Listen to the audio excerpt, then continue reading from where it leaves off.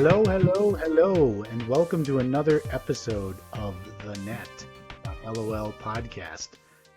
We hope that you enjoy this special Thanksgiving episode that we're doing this week. I mean, I know it's the U.S. Thanksgiving. We thought it'd be kind of fun to do an episode focused around what we are thankful for in terms of open source networking. So I'm joined by my fellow co-hosts this week, Dave, Tom, and Brent. And guys, let's just jump right into it here. I think one thing that we should all be thankful for in open source networking at the beginning is Linux. Linux, yeah. What is Linux done for us in networking, right? I mean, it's kind of driven a lot of this foundational technologies we all get to work on, and it's kind of the core of a lot of what we do. So Yeah. I'm pretty thankful for that. Yeah, same here. I mean, look at which devices, this is an easier way to ask this. Which devices do you have that you use every day that don't run Linux? A good point. Like you drive a car, you've got, these things, you got, this thing probably. I mean, look around you. It's everywhere. Raspberry It's Pis we all pervasive have. and in a good way, Yeah, exactly. Exactly. I mean, remember, I don't know if you guys remember the days of like microcontroller and programming is still around, but I mean, like what a disaster, Yeah. like, oh, but now you can use Linux and it's, that's fantastic. I That's, think I'm thankful for I that. think it's evolved even further. And so 10, 20 years ago when we were starting out, like Linux was your DNS server, right? Linux was just another endpoint on the network. It was basically another client unless it was running some kind of network services, maybe Well, time even then, it servers, might not things have been like that. Linux. It might have been Unix, right? Right. Solaris or That's whatever, right? hilarious. Like we all have pizza boxes like stashed in our basement somewhere that should be thrown away and burned. Yeah. But I think the importance has grown significantly over the past 5 to 10 years as we're disaggregating core services, we're disaggregating network functionality out of transit nodes, out of the core of the network and moving to the edge of the network. So it's like I think Linux is just getting started in the networking community.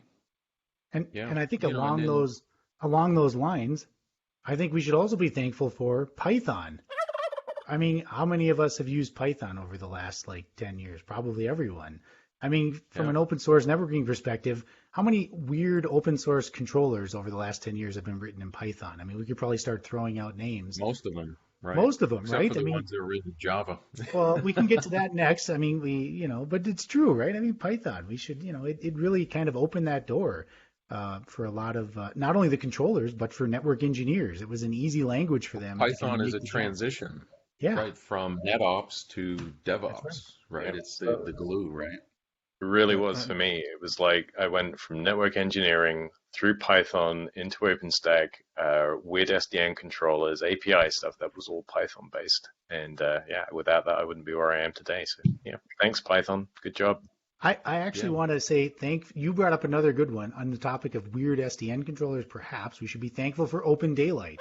I mean, to be Which is honest, where we all I met, feel like by the way. exactly. I was going to say our friendship started with Open We're Daylight, all so we we met. we have Yeah, a lot to be thankful for with Open Daylight. It really, right. remember I just those saw an early email days? about a maintenance patch, like a Yeah, final, for the BGP SEP thing or something. It was pretty but fun. Yeah. I mean, it's still around, right? I mean, even though maybe none of us work on it now, it's still It's there. still People, used in production today. I it know it is. is because That's the ones that I built and sold are still used in production for sure. They yeah. they keep calling me trying to get me to go maintain them or something. But anyway, it for me it was the first what I call read write open source project too. I mean, ODL is what got me involved in this whole thing. I'd be doing something else today if I hadn't done that, and met you knuckleheads too. I mean, you guys have helped me figure this thing out too. And it It's really opened up. I was like, holy shit, there's some really cool stuff in here. It's not just downloading stuff and running. It's actually yeah. getting involved in building, and then that gets into the Python thing and some of the other stuff, right? Remember, at that point in time, there was kind of this weird lull in the action, right? But when we were trying to, programmability, SDN, remember all that stuff? And we were like, Hmm. I'm not quite That's sure right. what's going on. And it was that That's right. project really that like kind of solidified it and glued it together for me. Yeah, and Probably one of the early projects that, outside of like the IETF and places like that where like vendors and consumers work together on to solve problems. I think that was definitely a milestone in that sense. I would throw OpenStack into there as well.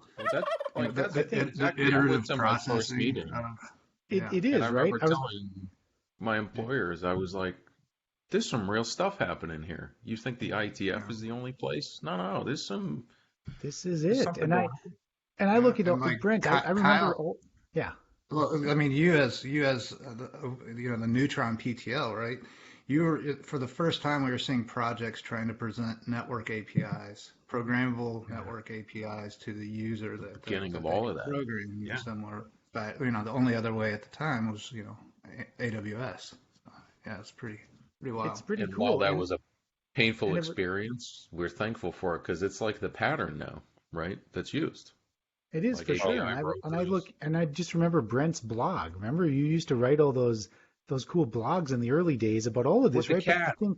and you had the With the nice cat. way of doing it, right? And I think to some extent, Open Daylight, OpenStack, they all help to enable that and allow you to write those, so you could do this nice Yeah. tutorial blogs of what all this means and that. And we might even want to say we're thankful for OpenFlow to some extent, right? I mean, OpenFlow was an early way to try to program things, and it kind of opened up people's eyes right at the time to say, wait a sec, what if we disaggregate some of this stuff and start to think more in terms of flows instead of packets, right?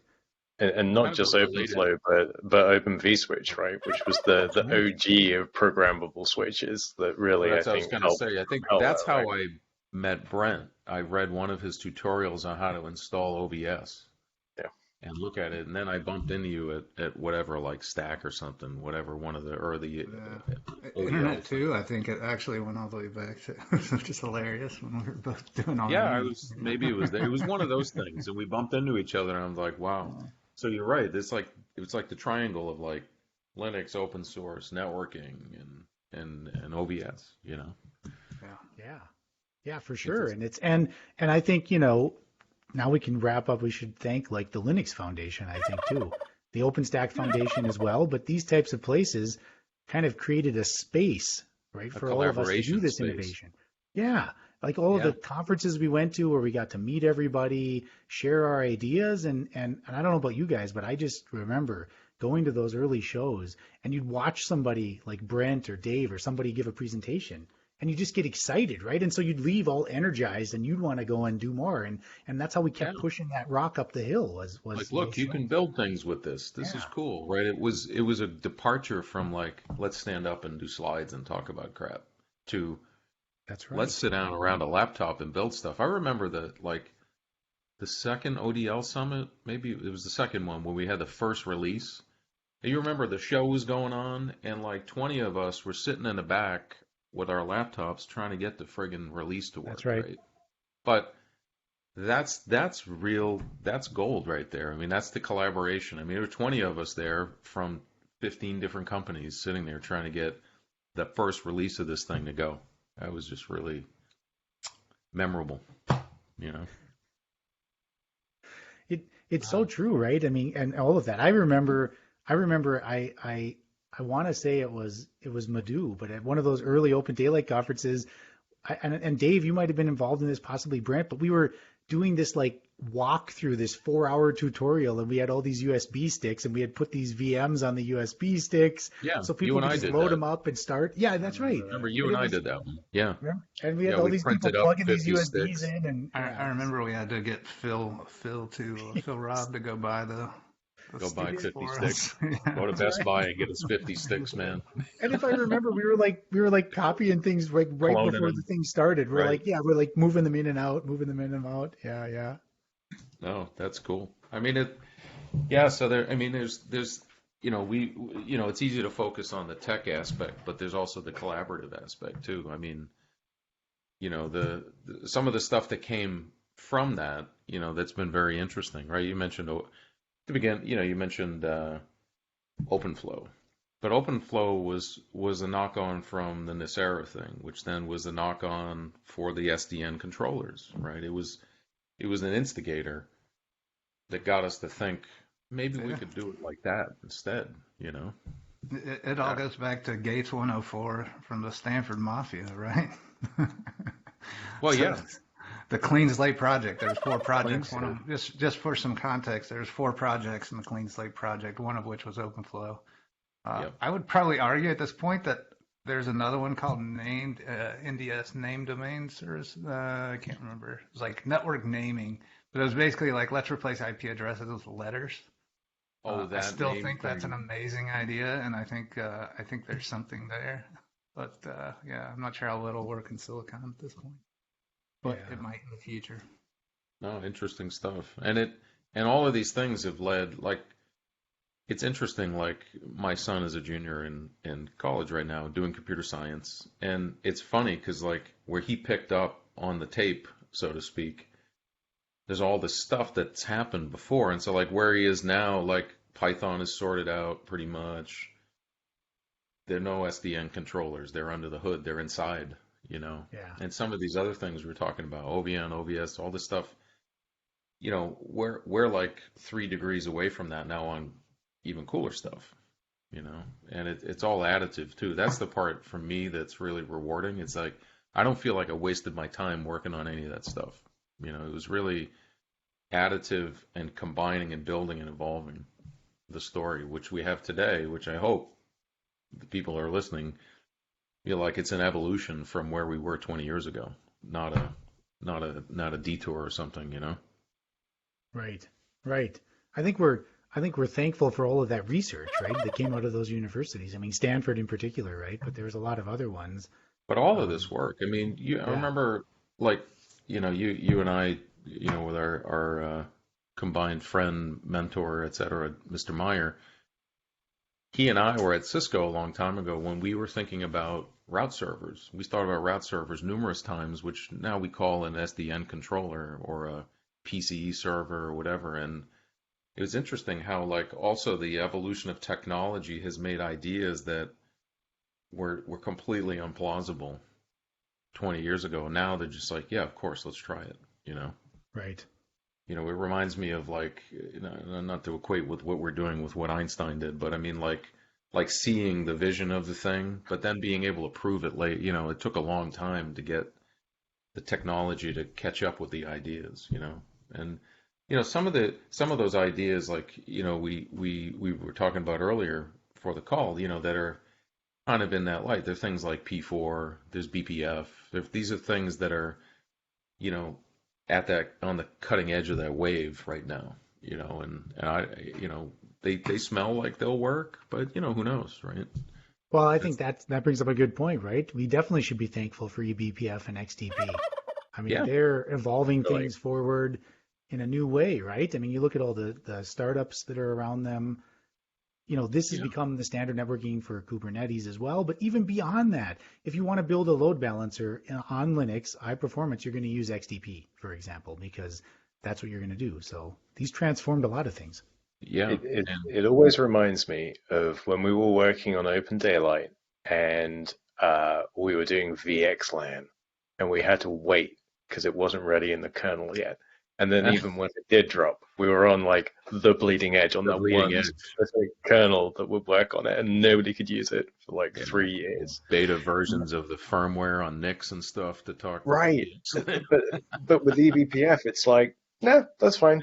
Like we Yeah, could do that next week. Just run the program. Like we can do the NCAP in software. It's all fine. that's right. And to have that flexibility just makes me think that like the That's next a real big thing positive evolution, is right? a Well, really positive thing. like we mentioned, Solaris pizza boxes, right? That used to be a form factor for doing any of this stuff, right? Now you're like, all right, let's run it on my phone. You know, I mean, there's so much, you know, available to experiment. That's a thing that I'm really thankful for. I mean, for years, I was thinking before OpenStack actually, which is why I loved OpenStack when it came out. Somebody finally figured out how to do multiple clusters of computing. And I had all of these old servers that were like just sitting there. And I'm like, why don't I just light them up as compute power, you know, or storage? And, you know, it's stuff like that we should all be thankful for, because we used to just have walls of disparate servers, you know, trying to glue it together. These technologies have really put it together and made stuff like Blue Jeans, what we're using here, possible, you know. in a cost-effective way too. That's really cool. Yeah, so fundamentally, you're thankful for virtualization, first of all, right?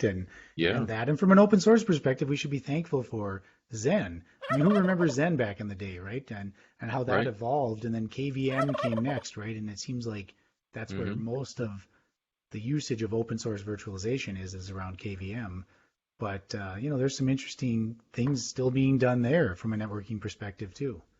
Yeah, all of these things are, conspiring together in an additive way if you step back, like and look at the whole thing, which is really cool because it really is an example, in the Linux Foundation and don't forget it's not just LF. Apache is another very powerful, That's right. open source advocate and supporter out there too, for example. And organizations like this really are places to glue these cool things together and make them multiply their value. I mean, we look at Open Daylight SDN controller, the rapidity that we built that thing in is directly attributed to Linux, to Python, to virtualization, to, all that stuff. We would have gone slower, if we didn't have those things, That's right. That's just really cool. And then even things like OpenFlow we mentioned, whether or not they ended up being the bee's knees at the end of the day doesn't matter. It got us to think about networking in a different way, and it also was a kind of a networking virtualization too. Remember, I mean that's what we were all working on, right? OVS programming with ODL, and that would have been a lot harder without OpenFlow, right? You'd have to make for something sure. up or whatever. For sure. You know? I agree. So Or remember the thing we're, like, sorry, I was just going to finish the one thing. Remember the vendors would not open the boxes up. So you Right. could not program them unless you hit it with the CLI, right? And there's another sort of interesting thing. Yeah, I mean, we all work on networking software. Most of us don't work for a networking focused solely company. That didn't really exist 20 years ago, except for maybe like if you were working on an operating system. Right. Yeah. So I think one more thing, the final thing we should talk about and be thankful for before we wrap this up is we should be thankful for two core, kind of container projects, right? I think Docker and Kubernetes, right?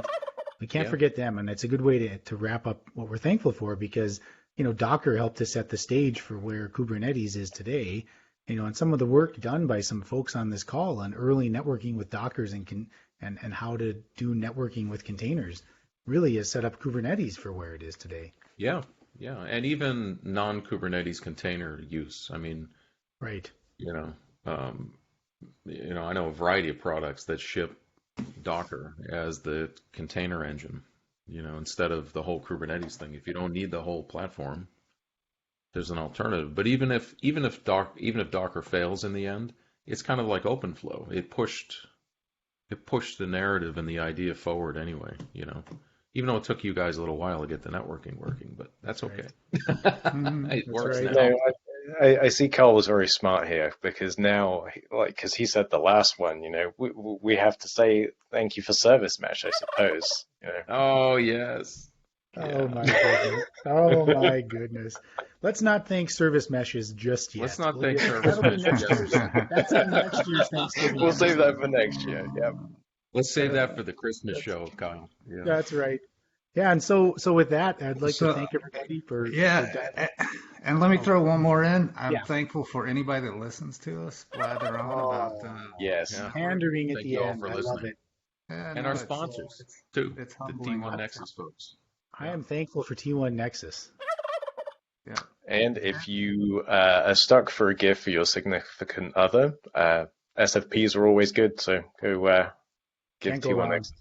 Or new guitars. Because you're Always always right. really tired of finding those around the house or your husband. That's finding those right. around the house. Ripping over them like Legos on the floor, Okay, Hey, Kyle, well, do you want to mention our? yeah, for sure. I was going to say, so one thing before we wrap real quick, we are planning to do something interesting for a Christmas episode this year for a holiday year end. So if you're interested in participating to that and you as a listener are interested, please send us a direct message on our Twitter account, which is at the Net Podcast. You You can find us on Twitter.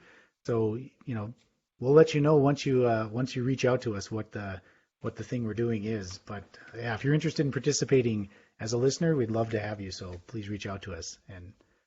And with that, thanks for listening to this week's episode, our special Thanksgiving episode.